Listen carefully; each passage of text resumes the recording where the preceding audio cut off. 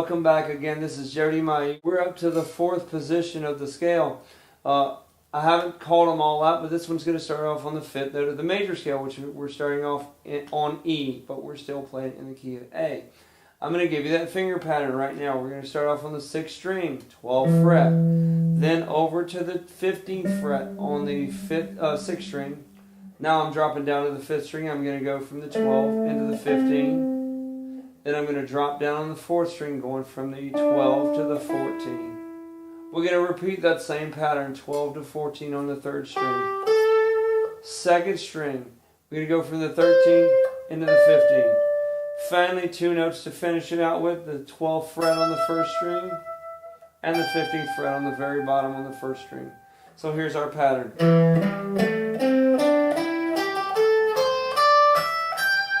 Like I've been doing, I've been giving you 4-note increment riffs using each pattern.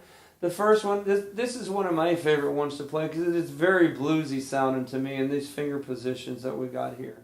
So the first pattern I'm going to give you is going to go something like... I'm using a bend note on this 2nd string, 15th fret, part of the scale. Then I'm going to the 13th fret on the 2nd string, excuse me. And ending with the root note, which is our A note on the 3rd string. Here it is again. Cool little riff. A lot of times when I'm playing, because I want some aggression, I'll kind of mute the strings out and kind of rake with the pick across the strings. Nothing is coming out but the scratchy tone of the strings. But as I do this, I have my finger, my ring finger down on the 13th fret, ready to get that note out. Such as that. It gets a little more aggressive sounding rather than just playing. I get different tone going on there. The second riff I want to give you is really cool. It's a little... really bluesy sounding kind of thing going here. So I'm starting off on the 4th string at the 12th fret. I'm going to do a hammer-on. And then I'm going to go down to the 3rd string at the 12th fret. Then do a hammer-on there. Then ending with the C note and the A. There's my root again. Real bluesy. A chord.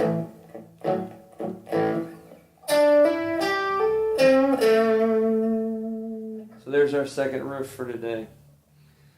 I am a big Jimi Hendrix fan. I love some of his stuff, the way he plays his double stops. This is one of my favorite scales for using those double stop tones, or better yet, those 2-note wonder things that some people call.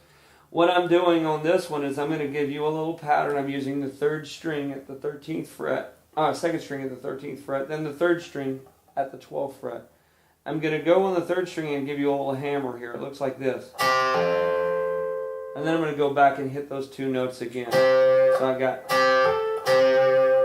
So again, I'm on the 3rd string, 12th fret, and 13th string fret on the 2nd string. My hammer is only on the 3rd string. The trick about this riff is to making sure that your fingers are rolled up enough to get the 2nd string to sustain that note there without stopping it on the next fret over. So play with the very tips of your fingers is what I'm trying to say.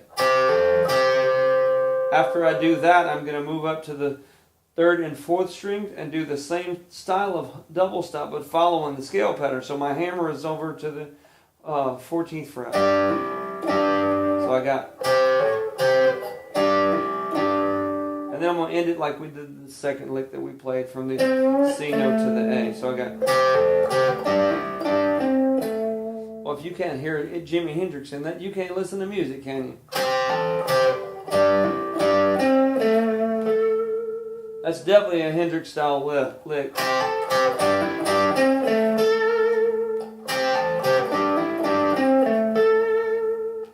Alright, the last lick I'm going to do with you, like I said earlier in this video, is one of my favorite things about this scale. It sounds so bluesy.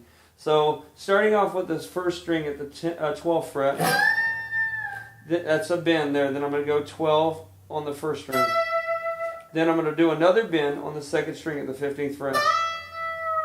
Then I'm going to close out by going to the last 2 notes, 10th fret or 13th fret on the 2nd string, and then my A root last on the 12th fret. So I got real bluesy.